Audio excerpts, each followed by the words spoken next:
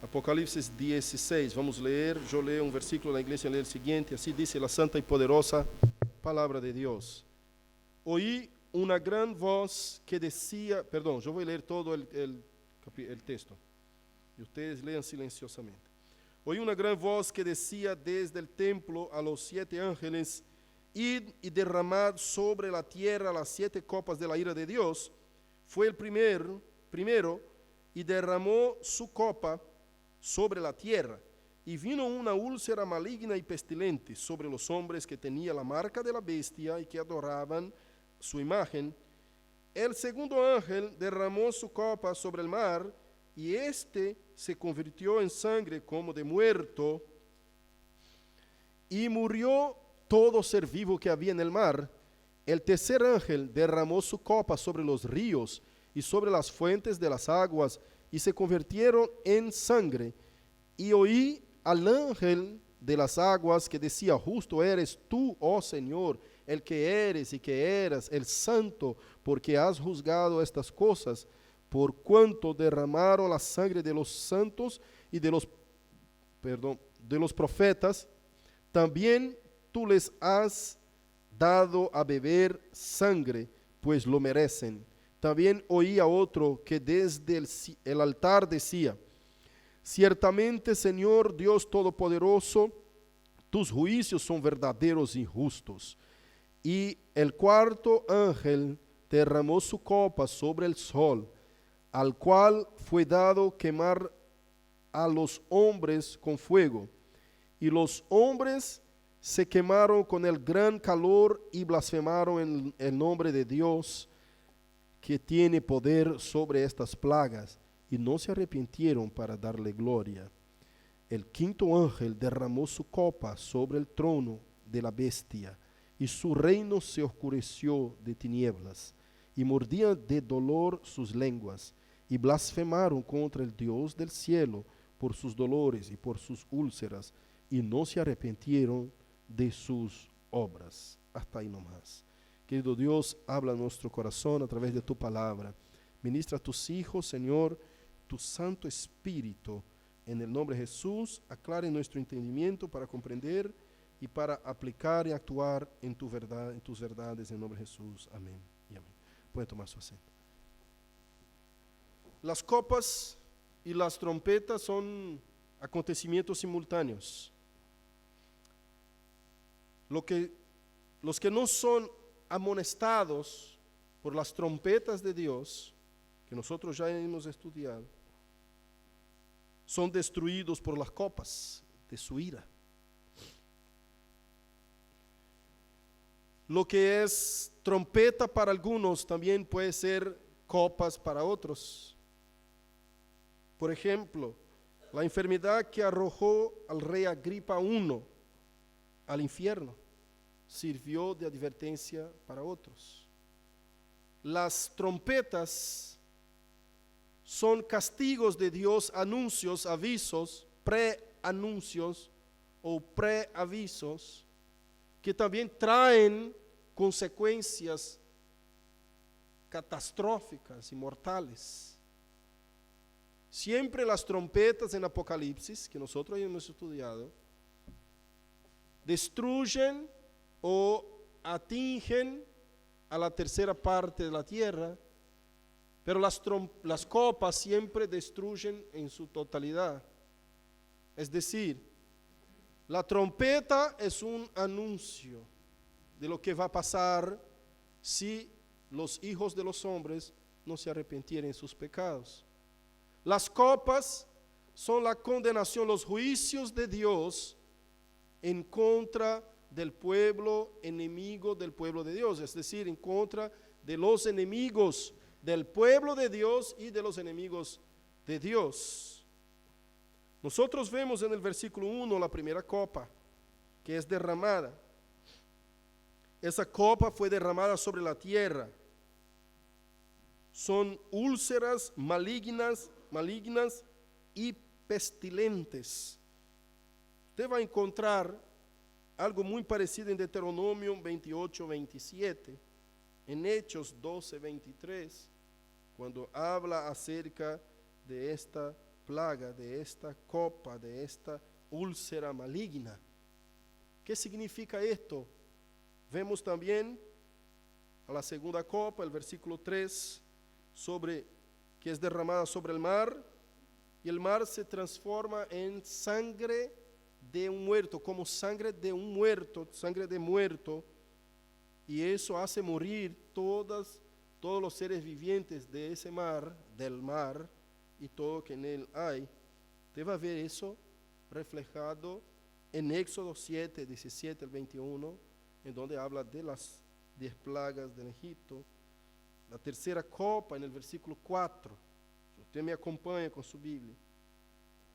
Ella es derramada sobre los ríos, que se convierte en sangre, pero los ríos y toda fuente de aguas dulces son convertidas en sangre, es decir, Dios está dando a beber a la gente impía la sangre que ellos han derramado del pueblo de Dios. Es obvio que todo eso es dicho de forma figurada, es un lenguaje ejemplificativo mostrando cómo Dios va a recompensar a los impíos y va a vengar la muerte de sus justos. La tercera copa es sangre a beber. Vemos eso en Éxodo capítulo 7, versículo 24. Y el versículo 8, vemos la cuarta copa, que es derramada sobre el sol y hace con que el sol queme a los hombres. Si usted mire en Deuteronomio 28, 22, no sé si usted se recuerda de Deuteronomio 28, en donde Dios dice las bendiciones y las maldiciones y predice, anuncia qué es lo que va a pasar de maldiciones a aquel que no le sirve. Y después que anuncia el camino de la vida, dice, pero yo te aconsejo al final de todo, que escoja la vida para que vivas. Pero aún así, la gente escoge la muerte para que muera. Y aún Dios enviando trompetas de anuncios, y aún Dios enviando copas de juicio, condenación, los hombres no se rinden, no se arrepienten y aún encima blasfema en contra de Dios para no darle gloria. ¿Qué son esos, pastor, esas copas? Ya voy a decir, seguimos el versículo 10, que habla de la quinta copa. La quinta copa es derramada sobre el trono de la bestia y su reino se convierte en tinieblas y ellos morden sus lenguas de dolor. Usted va a ver un texto que concorda con eso en Nahum capítulo 3, versículo 1, Habacuc capítulo 3, versículos 12 al 14. ¿Qué pues significan? Pero ahí ya voy a decir porque terminamos las 5 copas. El domingo siguiente voy a hablar de la sexta y séptima copa. Esas copas de la ira de Dios no son cosas futuras que van a pasar más allá en el día postrero, cuando el Señor rescate a su pueblo. No.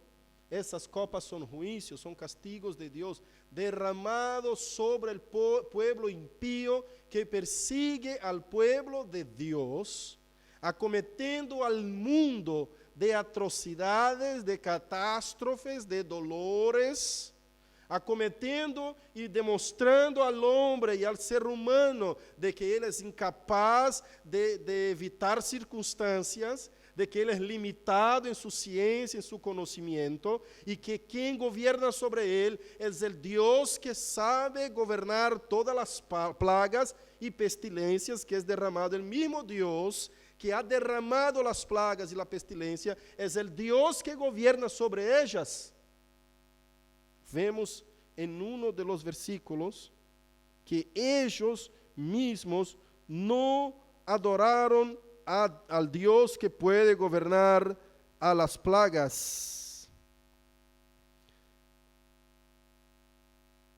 Versículo 9, que dice, y los hombres se quemaron con el gran calor y blasfemaron el nombre de Dios que tiene poder sobre estas plagas.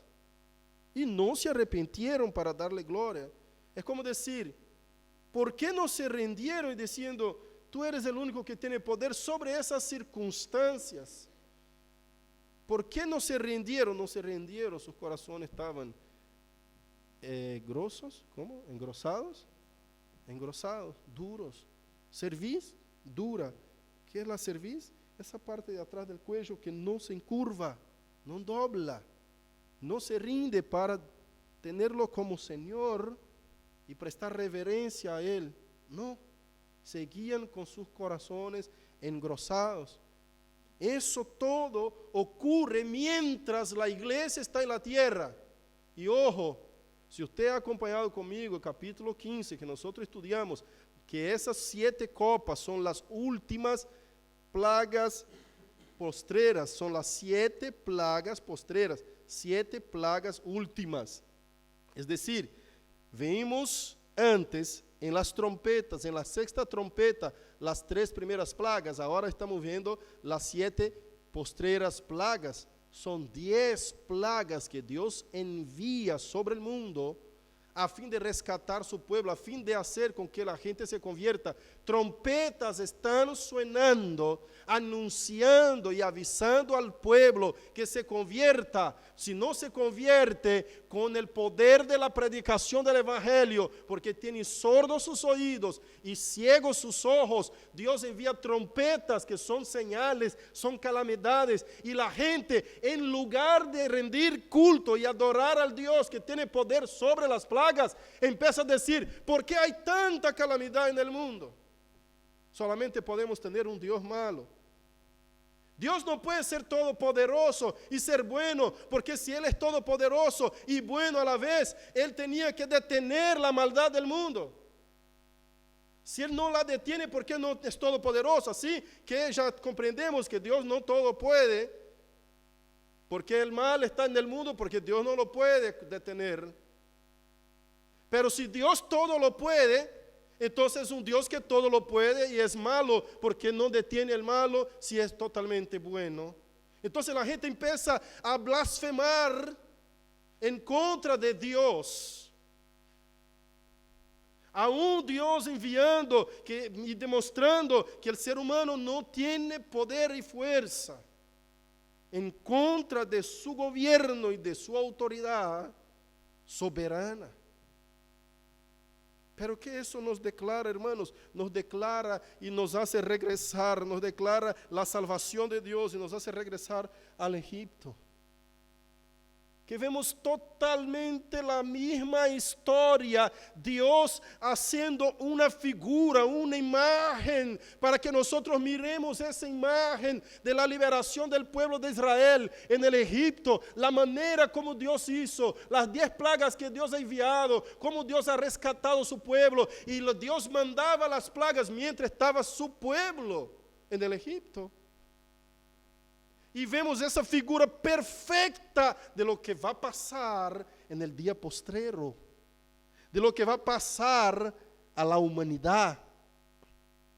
Y entonces recurrimos a la historia y vemos Dios haciendo todas esas cosas, anunciando, avisando, castigando al hombre y dándole a él todas las oportunidades para que se conviertan y se arrepientan, porque Dios iba a Faraón y decía, deja ir mi pueblo, y ponía una señal, y el corazón de Faraón temblaba, pero después se engrosaba de vuelta, y decía, realmente de hecho eso es Dios que hace. Y ahí venían los magos del reino, los falsos profetas de ese mundo, y decían, no, eso también nosotros hacemos. Pará tranquilo que eso no es tan poderoso. Ese Dios de Moisés no es tan poderoso. Ese Dios de la iglesia no es tan poderoso. Nosotros también podemos hacer eso. Ese Dios que predican los predicadores de la iglesia sana, esta Biblia que ellos dicen ser la verdad absoluta, esto también nosotros podemos hacer. Entonces vinieron al Faraón y terminaron de engrosar su corazón mostrando los falsos milagros que hacen ellos. El diablo puede imitar los milagros y las obras de Dios, pero no todas, algunas, pero no todas. Y así, hermanos, vemos en estas copas que Dios desarrolla la historia, avisando y anunciando y dando oportunidades reales al ser humano para que se arrepienta. Pero el hombre engrosa su corazón y cada vez más blasfema en contra de Dios. Si usted mira la historia del rescate del pueblo de Dios del Egipto, Dios envía las plagas y todas esas plagas está aún su pueblo en el Egipto, pero las plagas no afectan al pueblo de Dios. Mira lo que dice el versículo 2, que dice: fue el primero ángel, derramó su copa sobre la tierra y vino una úlcera maligna y pestilente sobre los hombres que tenían la marca, solamente sobre los egipcios, solamente sobre los impíos va a venir esas úlceras, esas plagas. Va a afectar apenas lo que tiene la marca de la bestia, no va a afectar a su iglesia. Pastor, entonces, ¿qué es lo que pasa cuando la iglesia es afectada por algunas enfermedades? Ya les voy a decir que eso no significa las plagas de Dios, sino que amonestaciones y disciplina del Señor, el cuidado del Señor para con los suyos. Porque si usted escucha el texto que está en Romanos 8:28, que dice: todas las cosas cooperan juntamente para los que sirven a Dios, los que según su propósito son llamados. Todas las cosas, esa es la versión en portugués. Acá en castellano, por Reina Valera, dice: todas las cosas ayudan bien a los que aman a Dios, a los que conforme su propósito son, a los que aman a Dios. Totalmente diferente de estos que blasfemaban cada vez más de Dios y rechazaban a Dios y odiaban a Dios. Entonces usted se da cuenta que Dios está actuando ahora mismo en el mundo con todos esos males que nosotros vemos. Son copas de la ira de Dios, pero aún todavía no ha llegado el fin, porque el fin es en la séptima copa. El día grande del juicio de Dios, el gran y terrible día de la segunda venida de Cristo y del juicio de Dios, está en la sexta y séptima copa. La sexta viene la catástrofe total y la séptima dice: hecho está. Ahora no hay más tiempo. Escuche eso. Acá en el versículo 5, cuando el tercer ángel derrama su copa, dice, ¿qué dice el ángel? Dice: justo eres, oh Señor, el que eres y que eras. Acá no dice el que está por venir, porque ahora ya está la cosa llegando al fin. El que eras y el que es. Ya está anunciando, está ahora llegando el momento. Porque son visiones, no significa que justo en la tercera copa ese ángel descendió diciendo acerca del tiempo. No, no, está simplemente declarando una visión que Juan tuvo con este ángel anunciando ahí en el mismo día del Señor, el que eres y el que es. Ahora escuche bien una cosa. Esas copas son contestación de las oraciones de los santos que hemos visto en el capítulo 8, en el capítulo 6, versículo 3. Recurra conmigo la Biblia y regrese, por favor, capítulo 6, versículo 3, que dice así. Versículo 9, capítulo 6, versículo 9. Cuando abrió el quinto sello, vi bajo el altar las almas de los que habían sido muertos por causa de la palabra de Dios y por el testimonio que tenía, y clamaba a gran voz diciendo: ¿hasta cuándo, Señor, santo y verdadero, no juzgas y vengas nuestra sangre en los que moran en la tierra? Esa oración, ese clamor, ya he predicado y enseñado acerca de eso. Eso no es una petición de venganza a sus enemigos carnales, sino que a los enemigos mismos de Dios, ¿no? Cuando Dios contesta esa oración cumpliendo su plan. Sempre que você mira uma oração dessa maneira, por exemplo, no livro de Salmos, você vai ver muitas vezes Davi dizendo: Senhor, vem sobre mis enemigos, los destruya, mate-los, porque tu eres santo e poderoso. Sempre Davi alaba a Deus quando Deus destruye seus enemigos. Que significa isso, pastor? Eu tenho que orar para que Deus destruya mis enemigos acá carnales? Não. Não é buscar vingança de aquele que te golpeou a face direita. Não, isso é contrário à Escritura. Aquele que te heriu a mejilla direita, dele também a esquerda. Lo que dice el texto es que eso es un prenuncio y es simplemente el deseo del cumplimiento del plan de Dios que ya está todo trazado para el destino final de los impíos, de los malvados que persiguieron a la iglesia, al pueblo de Dios. Sepa usted, iglesia, que Dios va a vengar cada uno que burló de ti porque se ha convertido. Cada uno que ha burlado de ti porque ha andado justo, porque ha dicho no para el pecado y sí para la santidad. Cada uno de los que burlaron de ti son amigos de Satanás y andan de acuerdo a su voluntad. Y Dios, al día final y día postrero, va a vengarse de cada uno de ellos, destruyéndolos en el lago de mar, el lago de fuego ardente.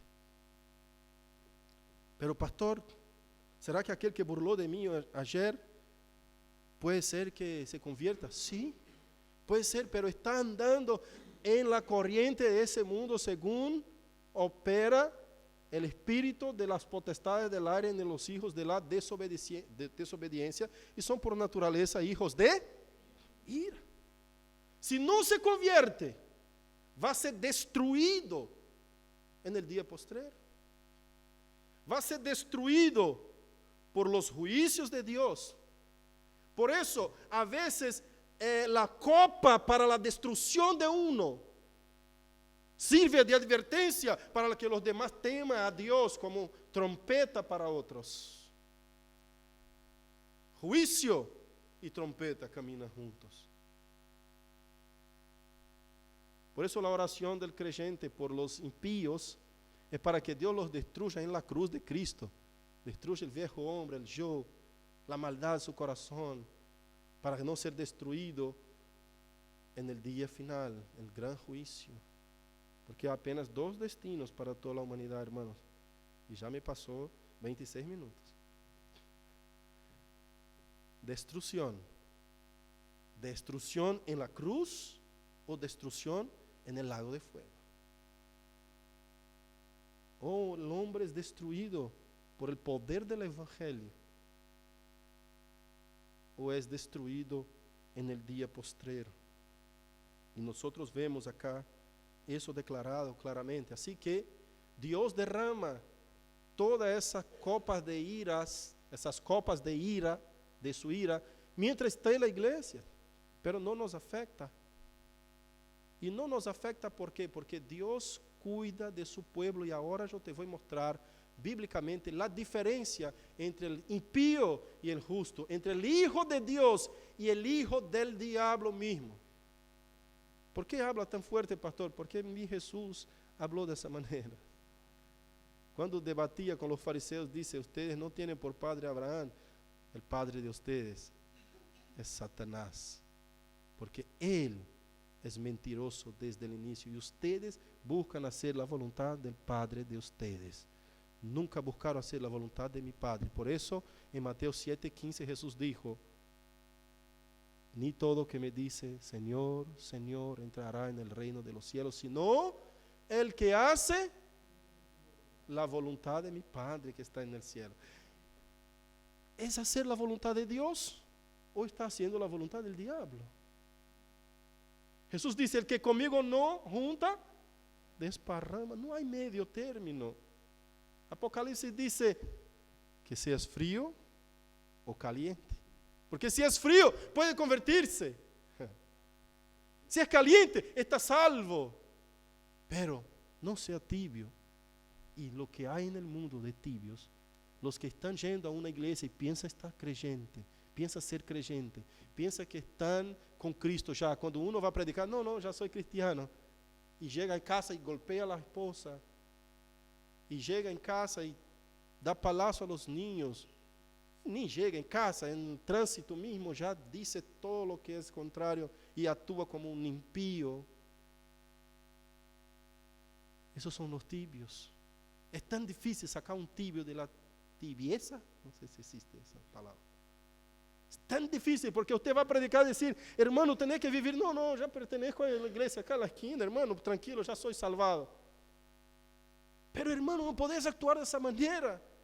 Escuche, quizás por ahí usted no ha entendido la palabra, quizás te falta nacer de nuevo. No, pará, ya, por favor, hermano, somos creyentes. Es muy difícil, hermano, sacar una persona del engaño, por ejemplo, de esas sectas heréticas, un testigo de Jehová, un mormón. Es muy difícil, porque ellos creen que ya están sirviendo a Dios. Es el tibio, por eso dice Apocalipsis, avisa, dice, no sea tibio. O sea, sí o no. Dios no tiene medio término con él. Dice la palabra de Dios, cuando cayó Lúcifer, Satanás, el ángel de luz que estaba en el cielo, cuando pecó en contra de Dios, que cayó, todos los ángeles que estaban con Satanás, o en medio a duda, el Señor despejó con el diablo. Es decir, la tercera parte de los ángeles fueron echados con Satanás al infierno, al abismo. Porque Dios no quiere duda, medio término. No, pastor, no sé todavía si quiero eso. Decidite en nombre de Jesucristo lo más pronto posible. Porque cuando usted decide decir, yo quiero servir a Dios, me cuesta, es duro, es difícil, pastor, yo siento mi carne temblando, porque deseo a Dios, pero mi carne no la quiere. Cuando usted decide en tu corazón, dice la palabra de Dios en el libro de Daniel, desde el día que dispusiste en tu corazón a orar y a ayunar y a clamar, tus oraciones son oídas en el cielo, y es por causa de ellas que yo vine.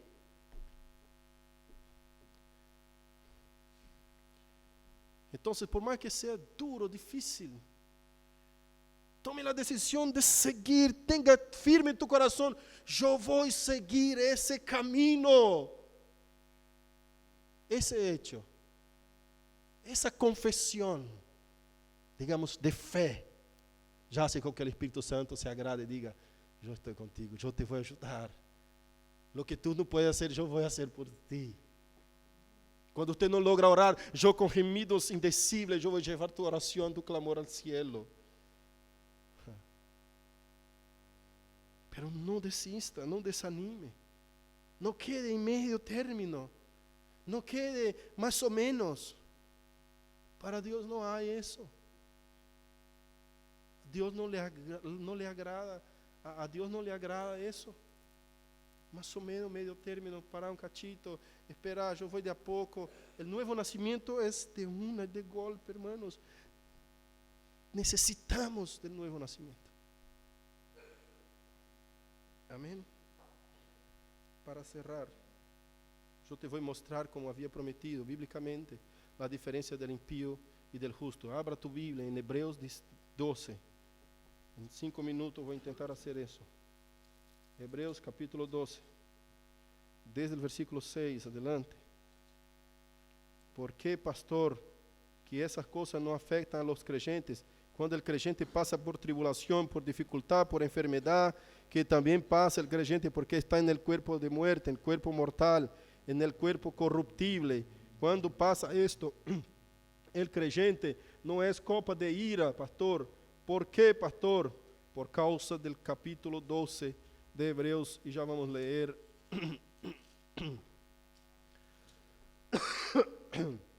capítulo 12, desde el versículo 5, que dice así: y habéis ya olvidado la exhortación que como a hijos se os dirige diciendo, hijo mío, no menosprecies la disciplina del Señor, ni desmayes cuando eres reprendido por él, no desmayes, porque el Señor al que ama disciplina y azota a todo el que recibe por hijo. Si usted está sufriendo y está pasando por problemas, por sufrimiento, por dolores, por enfermedades, y sos hijo de Dios, es el azote de Dios para hacerte volver al camino, abandonar tu voluntad, porque nosotros tenemos una lucha interna.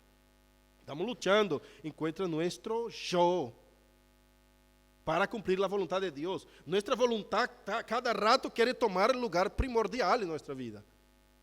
Y el nuevo nacido está diciendo, yo voy a seguir a Cristo, yo estoy con Él, para donde Él for, yo voy, ¿no? El nuevo nacido está agarrado con Cristo, Cristo está en Él, nosotros somos de Cristo, pertenecemos a Él, como ahorita vamos a hacer de forma visible en esta Santa Cena. Cuando tomamos la Santa Cena estamos diciendo, Cristo está dentro mío y yo dentro de Cristo, ya no soy yo el que pienso, el que quiero, es Cristo, tengo que hacer todo lo que es su voluntad, no la mía. Por esa razón, cuando un creyente fiel, verdadero, nacido de nuevo, muchas gracias, amado hermano, nacido de nuevo, pasa por cosas difíciles, o quizás se descarría, pastor, el hermano fulano que estaba tan firme, ahora está descarriado, ¿qué pasa? Puede que Dios esté incluso permitiendo, azotando, mostrando, porque su corazón necesitaba de aclaraciones, que él tenía dudas. Su corazón decía, ¿será que Dios realmente es bueno? O su corazón quizás estaba orgulloso, y Dios lo hizo pasar por el valle de sombra de muerte, para ver cómo se portan los muertos, cómo enden los muertos.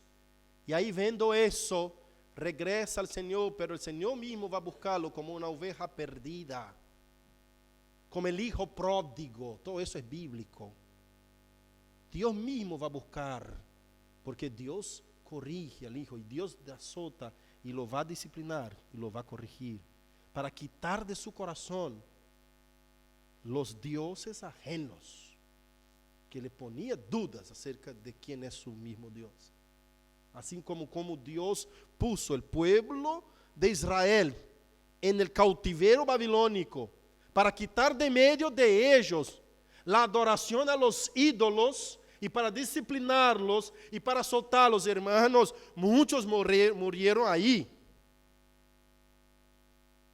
Si usted lee el Salmo 137, cuando los babilonios decían al pueblo judío, decía, cante uno de los cánticos de Sión, y ellos decían, burlando de ellos, obviamente, canta, acá usted está en la cárcel, canta, anda, canta uno de los cánticos, alégrenos, ustedes son nuestros payasos.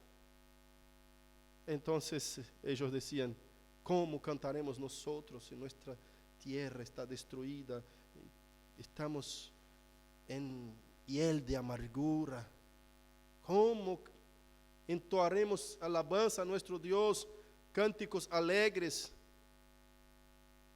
Estamos destruidos, porque era una burla. Cante los cánticos ricos, lindos, alegres de ustedes, ¿no? Entonces vemos ahí la disciplina de Dios, quitando de en medio de su pueblo a toda la herejía y a todos los dioses ajenos. Seguimos el texto y dice, si portáis, versículo 7, si soportáis la disciplina si soportáis la disciplina, Dios os trata como a hijos, porque ¿qué hijo es aquel a quien el Padre no disciplina? Pero si os deja sin disciplina, de la cual todos ¿quién? Todos los hijos han sido participantes, entonces sois bastardos y no hijos. ¿Ves que son todos los hijos, que hay bastardos y hay quienes son hijos? Por otra parte, tuvimos a nuestros padres terrenales que nos disciplinaban y los venerábamos. ¿Por qué no obedeceremos mucho mejor al Padre de los espíritus y viviremos? Y aquellos ciertamente por pocos días nos disciplinaban como a ellos les parecía, pero para lo que nos es provechoso, para que participemos de su santidad.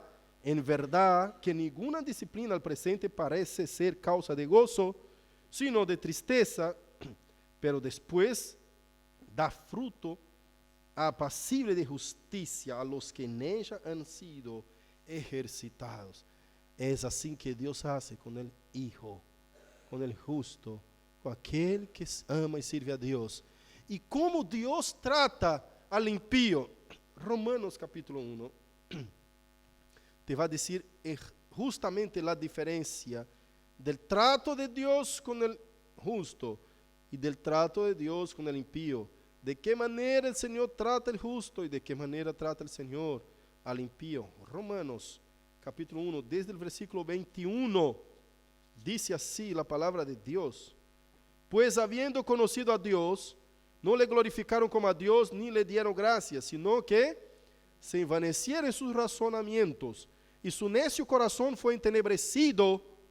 Mira si no es justo los que sufren las trompetas de Dios, que cada vez se va endureciendo más el corazón.